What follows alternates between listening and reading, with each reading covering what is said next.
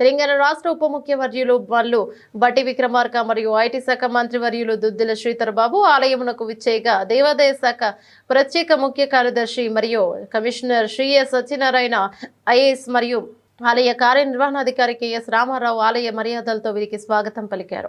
అనంతరం వీరికి శ్రీలక్ష్మి గణపతి స్వామి వారి దర్శనం, శ్రీ కనకదుర్గ అమ్మవారి దర్శనం కల్పించారు. అనంతరం వీరికి ఆలయ వేద పండితులు వేదాశీర్వచనం చేయగా దేవాదాయ శాఖ ప్రత్యేక ముఖ్య కార్యదర్శి మరియు ఆలయ కార్యనిర్వహణాధికారి అమ్మవారు ప్రసాదములు, శేష వస్త్రము, చిత్రపటం అందజేశారు.